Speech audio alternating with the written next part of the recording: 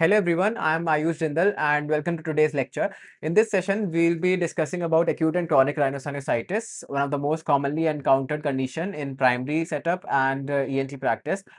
The I have compared various standard references and different explanations available.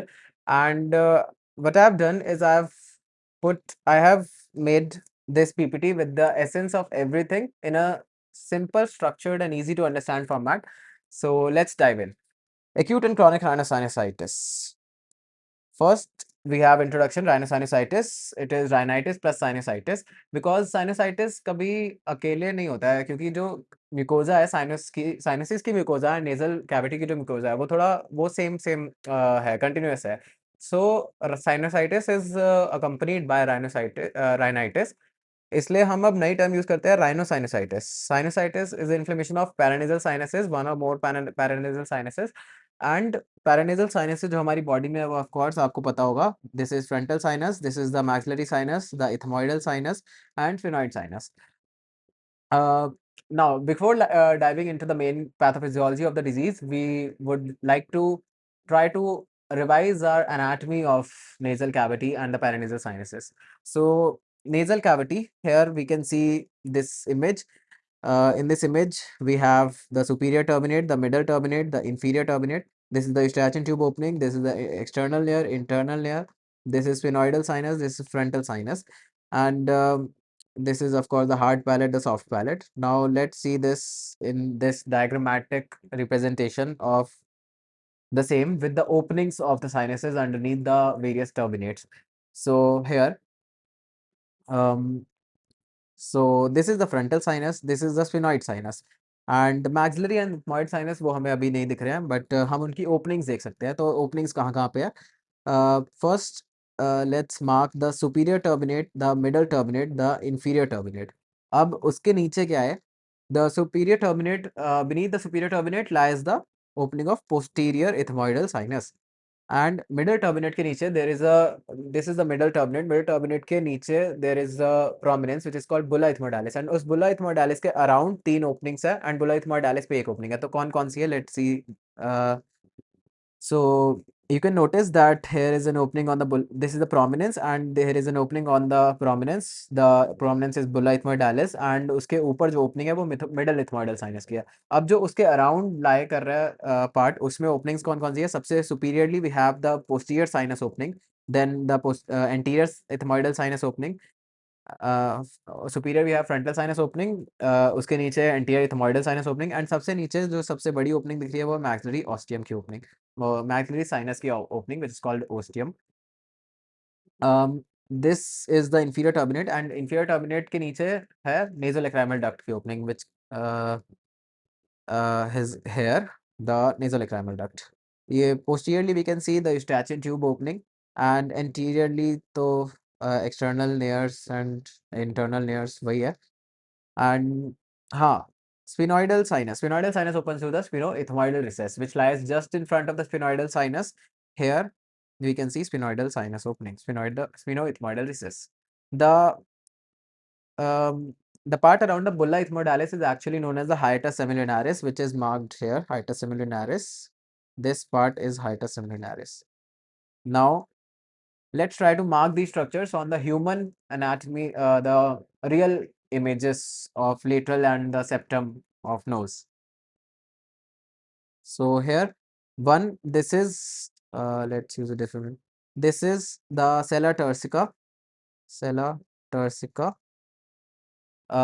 which have the pituitary gland. Then this here we can see sphenoid sinus.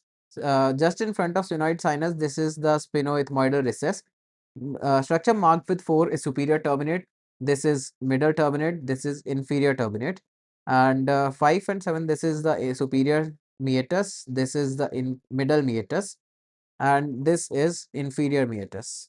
Now, here we can also see कि inferior turbinate के नीचे we have this blue structure which is the nasolacrimal duct and जो ये 10 से marked है it's just the bone, the inferior concha which is a separate bone. The superior turbinate and medial turbinate, the superior concha and the middle concha are just a part of the ethmoid bone. And the inferior concha that is a separate bone. So here 10 is inferior concha and 9 is just the mucosa of the inferior turbinate. This here 14th is the soft palate and 13th is hard palate. Now let's see the septum of nose. In the septum of nose, we can mark this as the sphenoid bone. This is sella turcica. This is sphenoid sinus. The fourth is sphenoethmoidal recess. Fifth is a ethmoidal air cell. And 13th is the perpendicular plate of ethmoid. 7th is crista galli. And 6th is the falx cerebri of brain. Um, can you tell me what this part here labeled 12 is? This 12 here you can see these striations type. Yeah, this is the cribriform plate. Cribriform plate. I'll just erase this for you to see. Yeah, so this is it, cribriform plate. Moving ahead, we have this frontal sinus, frontal bone. This is the nasal bone. This is the lateral cartilage of nose. These are the cartilages, the lateral LR cartilage, which covers the nose. And तो जो septum का part हमें दिख रहा है उसमें front में lateral cartilage का पार्ट भी आएगा. Then this 16th is the nasal crest of the maxillary bone. This 25 is nasal crest of the palatine bone. This is eustachian tube opening. This is the pharyngeal tonsil on the posterior pharyngeal wall. This 27 is the vomer bone. The septum is made from two from the bony part, the membranous part and the cartilaginous part, है ना. तो membranous part आगे की तरफ lie करेगा, cartilaginous part center में lie करता है and bony part थोड़ा posteriorly lie करता है. And this vomer forms the posterior part of the septum. Let's move ahead. Anatomy review of the paranasal sinuses. First up, we can see these sinuses on the CT scan. This is a cut section of our face in the coronal plane, and we can see these are the eyes orbits and this is brain, है ना. तो हमने सबसे common वाला label कर दिया जो हमें पता है. नेक्स्ट वी कैन सी कि साइनसेस कौन कौन से है. तो ये जो सबसे बड़ा यहाँ पे साइनस दिख रहा है, this is the maxillary sinus. This is the opening of maxillary sinus, maxillary ostium. This is ethmoidal bulla, which is part of the middle ethmoidal sinus. This is anterior ethmoidal cell, which is the part of anterior ethmoidal sinus. So अब हो सकता है कि आप ये question पूछ सकते हैं कि ethmoidal bulla is the middle ethmoidal sinus and anterior air cell, ethmoidal air cell, ये दोनों साथ में कैसे दिख रहे हैं? क्योंकि जो हमारी पैरानेसल साइनसेस है वो न्यूमेटाइजेशन से बनती है. बोन में जब बोन में न्यूमेटाइजेशन होती है तो जो न्यूमेटाइजेशन है वो डिफरेंट एक्सटेंट तक होती है अलग-अलग बोन में, तो उसकी वजह से थोड़ा आगे पीछे लेवल हो सकता है. एंड इसलिए हमें ethmoidal bulla and anterior ethmoidal cell ये दोनों सेम सेक्शन में दिख रहे हैं. Then this is middle turbinate, inferior turbinate, uncinate process. Okay.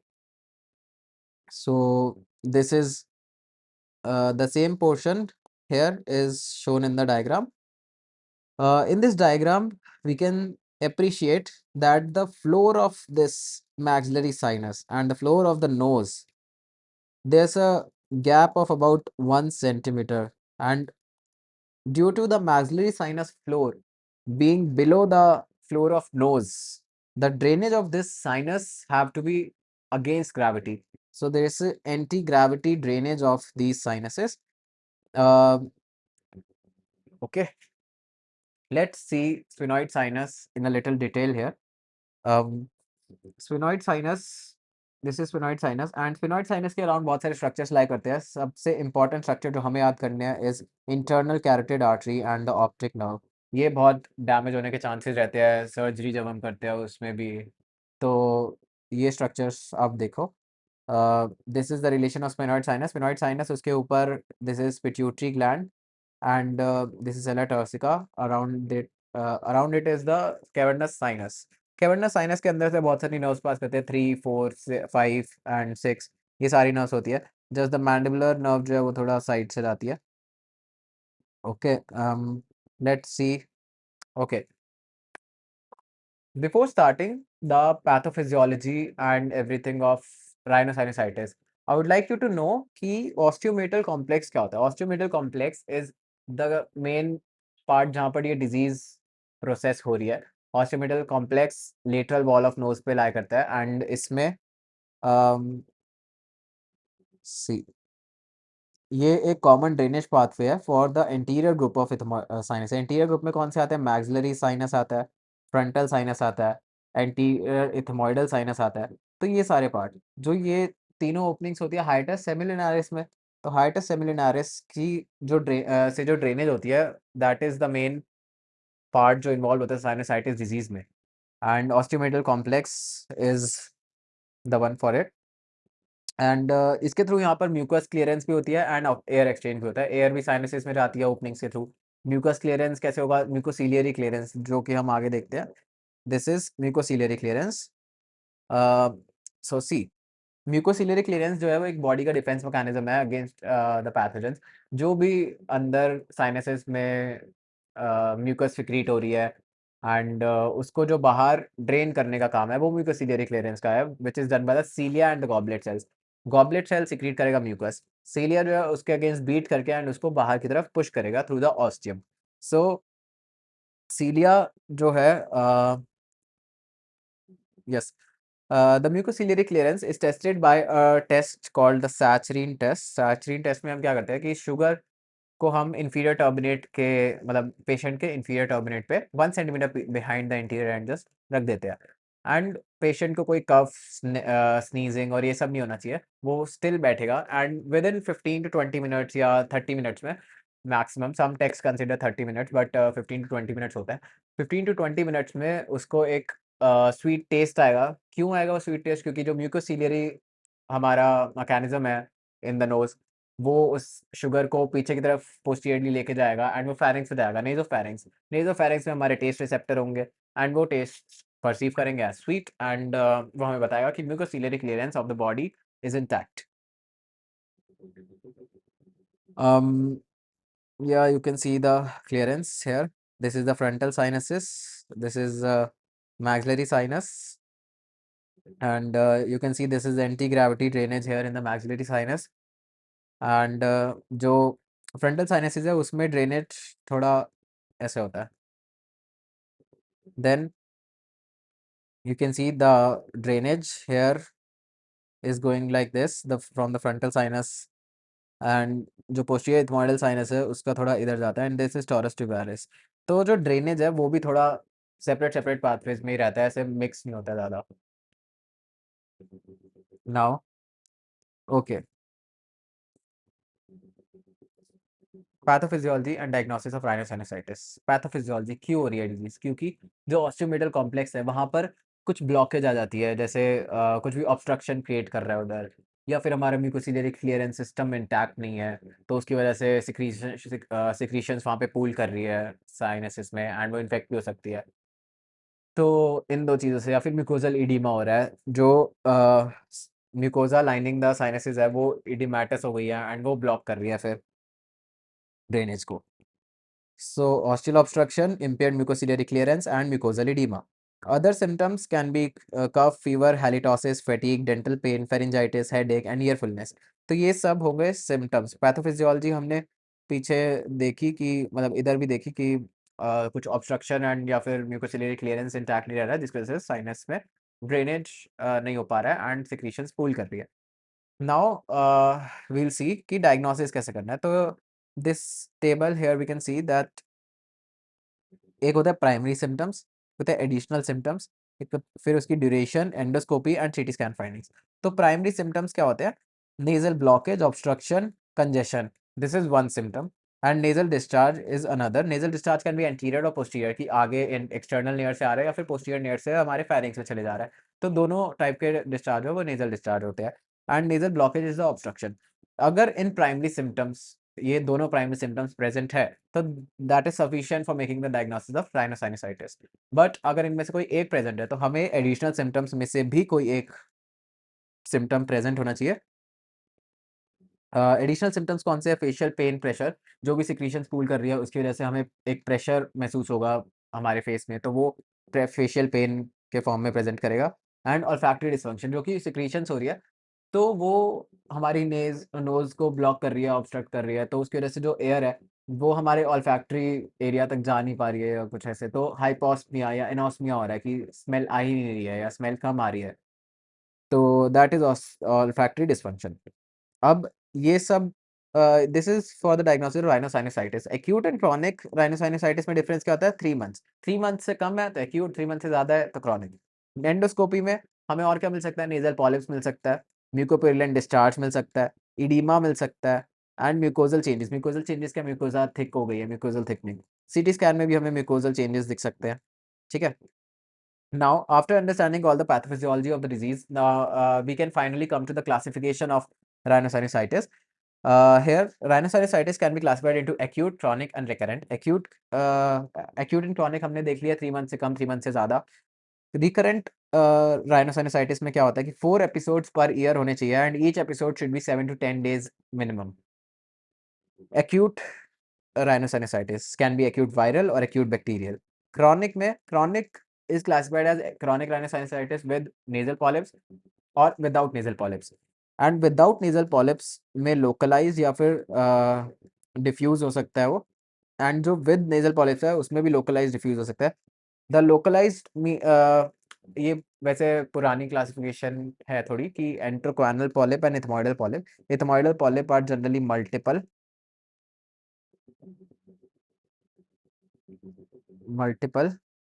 and the intracanal polyp is single, solitary. So we start with the acute rhinosinusitis. Acute rhinosinusitis 10 days से 3 months तक इसकी duration रहती है। And aetiology सबसे main भूलना नहीं है कि वायरल होता है ये एक्यूट, एंड इसका मोस्ट कॉमन जो पैथोजन है वो है राइनोवायरसिस। तो rhinoviruses is the most common, and in bacterial it can be caused by streptococcus pneumoniae, haemophilus influenzae, and M. catarrhalis. So fungal भी हो सकता है acute, which is acute invasive fungal rhinosinusitis. This is a very dangerous infection, and इसको हम आगे discuss करते हैं अलग से। पैथोफिजियोलॉजी अगर हम देखें वायरल इन्फेक्शन की, वायरल इन्फेक्शन में कॉमन कोल्ड वायरस है, राइनोवायरस है ना, उससे हम साइटोकाइन्स रिलीज होंगे, and eosinophil, neutrophil, and T cells, ये सब रिक्रूट हो जाते हैं। Then mucosal oedema and sinusoidal obstruction, ये तो हमारी पैथोफिजियोलॉजी थी राइनोसाइनोसाइटिस की। तो इसकी वजह से हाइपॉक्सिया हो गया साइनस कैविटी का, एंड पीएच लोअर हो जाएगी, तो उसकी वजह से सीलिया डैमेज हो गई, तो म्यूकोसिलियरी क्लियरेंस भी चली गई, तो ऑब्स्ट्रक्शन भी हुआ, म्यूकोसिलियरी क्लियरेंस भी चली गई। एंड अब गुड होस्ट इम्यूनिटी है तो वो एडिमा और सीलिया को रिकवर कर लेगा, तो फिर सब नॉर्मल हो जाएगा। तो this is normal acute viral rhinosinusitis, but acute viral rhinosinusitis can change to acute bacterial. How? See, जब वो डैमेज हो गया सब, then there is stasis of secretion in the sinuses, and then जो secretions स्पूल हुई हैं उनमें bacterial infection हो गया, एंड बैक्टीरियल इन्फेक्शन हो गया तो acute bacterial rhinosinusitis हो गया। एंड ट्रीटमेंट जो है उसके बाद रिकवरी एंड चेंज या फिर चेंज हो जाएगा chronic rhinosinusitis में। chronic is a different entity, we'll study the diagnosis of acute bacterial rhinosinusitis कैसे बना सकते हैं? तो इन 5 पॉइंट्स में से कोई 3 पॉइंट होने चाहिए। 3 पॉइंट्स अगर प्रेजेंट है तो हम डायग्नोसिस बना सकते हैं। अब कौन से 5 पॉइंट है? तो एक तो है कि नेज़ल डिस्चार्ज होना चाहिए जो कि पुरुलेंट होगा। फेशियल पेन सिवियर होगा, इसमें यूनिलेटरल प्रीडोमिनेंस होगी। फीवर 38 डिग्री सेल्सियस से ज़्यादा होगा। ईएसआर सीआरपी भी बड़ा होगा। डबल सिकनिंग इफेक्ट होता है। डबल सिकनिंग इफेक्ट क्या होता है? देखो, due to bacterial super infection ABRS persist beyond 10 days, जो कि हमारी ये डिजीज है। पहले इन्फेक्शन हो रहा है तो ये वायरल की वजह से सिक हो रहा है बंदा, देन वो थोड़ा रिजॉल्व होने लगा, उसमें बैक्टीरियल इन्फेक्शन हो गया, तो we see a second rise of the infection. तो यहाँ पर डबल सिकनिंग बोलते हैं इसको। First is due to the viral, second is due to the bacterial. तो अगर 10 डेज के आगे परसिस्ट किया तो उसको डबल सिकनिंग बोल देते हैं। ठीक है, अब हम अलग अलग देख सकते हैं कि हर एक साइनस की एक्यूट राइनोसाइनोसाइटिस कंडीशन में क्या क्या मेन सिम्टम्स एंड etiology रहती है। सो एक्यूट मैक्सिलरी राइनोसाइनोसाइटिस में, see here in the CT we can see maxillary sinus में सिक्रीशंस है।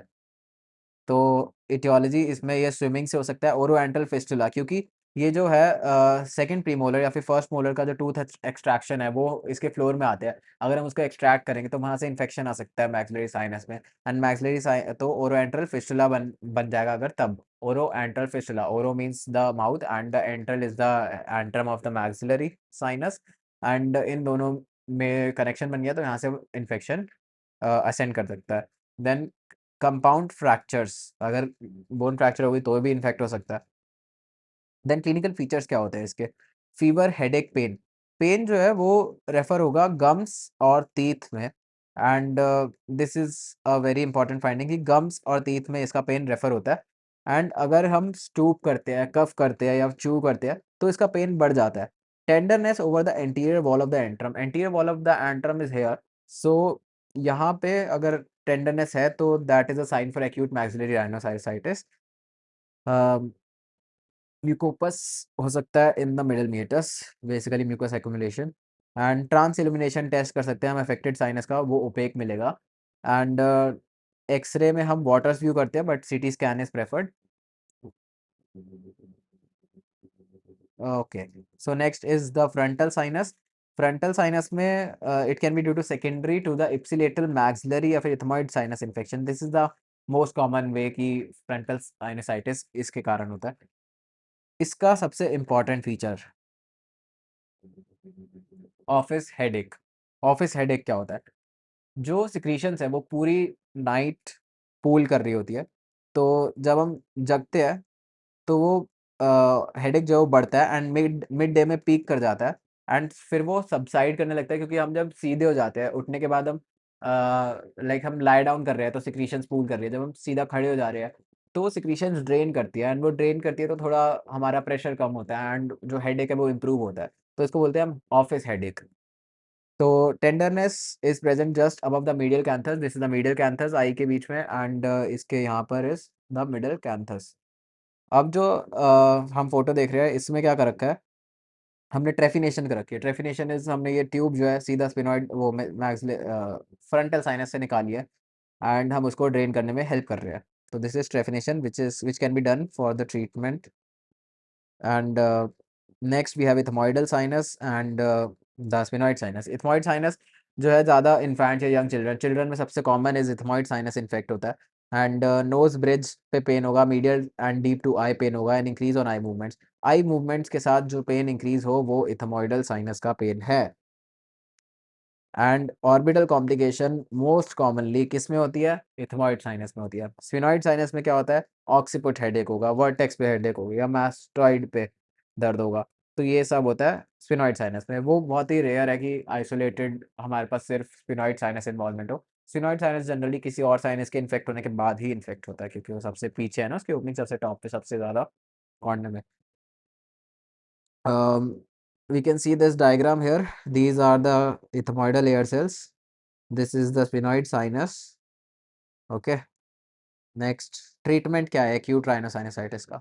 अगर वायरल डिजीज है, नेजल डाउचिंग, क्लीन कर दो नोज को।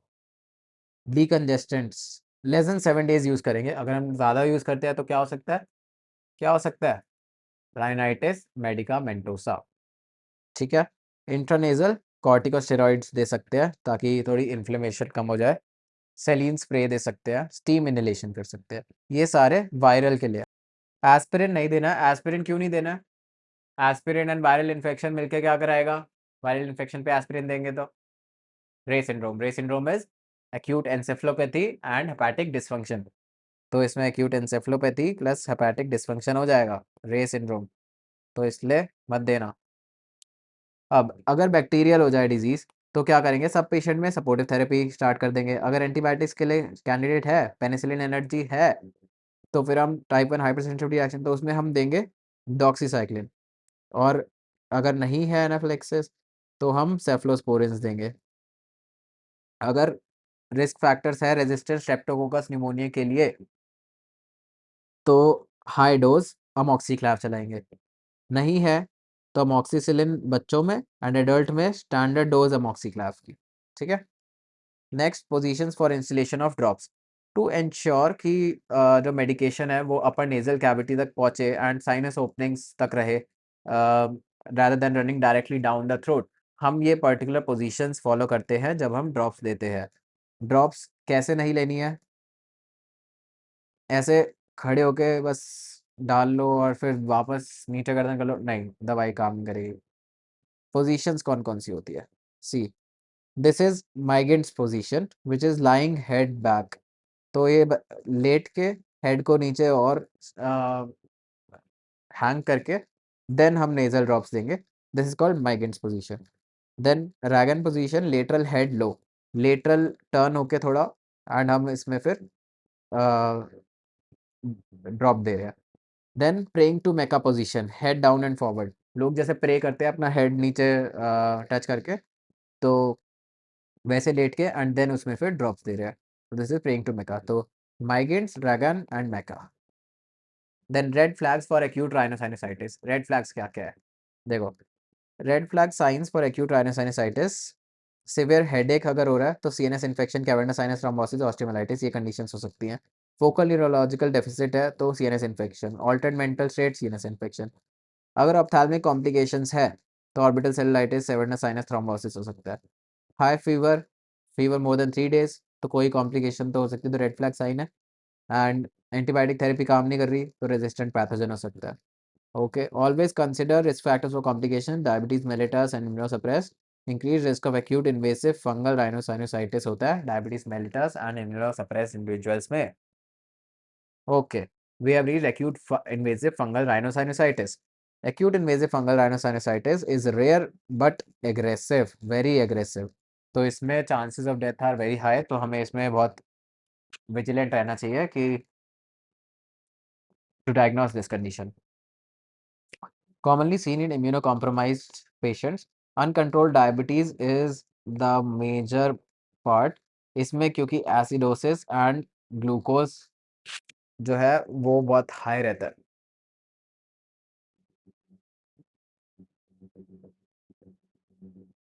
ओके, हो मेलिग्नेंसी, देखो, अनकंट्रोल्ड डायबिटीज होता है, मेलिग्नेंसी वाले में एक fungal infection is common, immunodeficiency है, ट्रांसप्लांट रेसिपिएंट्स क्योंकि उनमें भी इम्यूनोसप्रेसेंट्स दे रहे होते हैं हम, steroid therapy again immunosuppressing, high levels of iron, iron अगर हाई है क्योंकि वो फंगल ग्रोथ में हेल्प करता है तो इसलिए हमें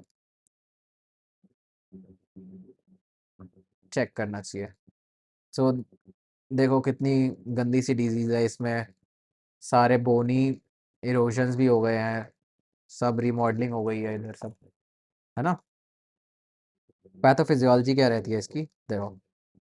अब फंगी जो है वो इन्वेड करेगी एपिथीलियम को and then endothelium of blood vessel, तो ब्लड वेसल है उसके एपिथीलियम को ही कर लिया, एंडोथीलियम को, तो यहाँ से फंजाई बाहर से एंटर कर गई ब्लड वेसल में, तो इसको बोलते हैं angio invasion.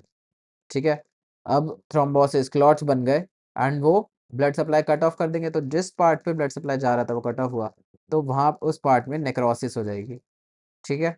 Ischemia necrosis cause करते हैं, तो पेरिनेयल साइनस है नेजल कैविटी की नेक्रोसिस हो जाती है। देन अब हम देखें कि कौन कौन कराता है, एस्पेजिलस फ्यूमिगेटिस कराती है, म्यूकर, राइजोपस, ये तीनों इन्वॉल्व होती है। एक्यूट सिम्टम्स क्या होते हैं कि ये ऑर्बिट में स्प्रेड हो गई तो कीमोसिस एंड प्रोप्टोसिस हो जाएगी। देन क्रेनियम में अगर है तो हेडेक, ऑल्टर्ड मेंटल स्टेटस हो जाएगा। हार्ट पैलेट को बिल्कुल नेक्रोसिस हो जाता है, उधर पूरा टूथ लूजनिंग एंड ऑल हो जाता है। यहाँ पे हम देख सकते हैं कि एंजियो इन्वेजन हो रहा है वैस्कुलर ल्यूमेन में, angio the fungi is invading. Next investigations क्या कर सकते हैं, nasal endoscopy, necrotic black eschars बन जाते हैं एंडोस्कोपी पे हम देखेंगे, एंड हेमरेज होता है। नेजल स्क्रैपिंग्स बायोप्सी कर सकते हैं, उसका कल्चर कर सकते हैं। तो म्यूकर माइकोसिस जो है वो एसेप्टेट राइट एंगल ब्रांचिंग दिखाता है, एस्पेजिलोसिस जो है सेप्टेट एक्यूट एंगल ब्रांचिंग दिखाता है। एंड सीटी एमआरआई कर सकते हैं जो कि डायग्नोस्टिक नहीं है, बट हम उसको करते हैं एक्सटेंडेड सर्जरी प्लान करने के लिए, मतलब accessibility for biopsy and response to therapy देखने के लिए। सीटी स्कैन में नोज एंड पेरिनियल साइनस देखेंगे। अगर ऑर्बिटल या क्रेनियल इन्वॉल्वमेंट है तो हम एमआरआई करते हैं। Okay, this is the culture, this is endoscopy. Endoscopy में ये नेक्रोटिक स्टार्स एंड हिमरेज वगैरह दिख रहा है ना। Then this is the same CT as earlier. Treatment of this is, एक तो डिले नहीं करना है ट्रीटमेंट में, तो हमें वेट नहीं करना कि कल्चर रिपोर्ट आएगी और ये सब हम देखेंगे कौन सी एंटी फंगल देंगे। हम एक एम्पेरिकल ट्रीटमेंट दे देते हैं which is IV liposomal amphotericin B for mucormycosis and IV voriconazole for aspergillosis. ठीक है। स्टेप डाउन थेरेपी के लिए हम देंगे oral antifungals which is posaconazole and isavuconazole. Surgical debridement करना होता है till clear bleeding margin are obtained. इधर हम इस डिजीज को हमने यहाँ से हटा दिया तो पोस्ट डेब्राइडमेंट पिक्चर है। देन सपोर्टिव ट्रीटमेंट हम देंगे कि अंडरलाइंग जो भी इशू है हम उसको ठीक कर रहे हैं, जैसे कि अनकंट्रोल डायबिटीज है तो हम शुगर कंट्रोल करेंगे, stop and reduce the immunosuppressants and so on.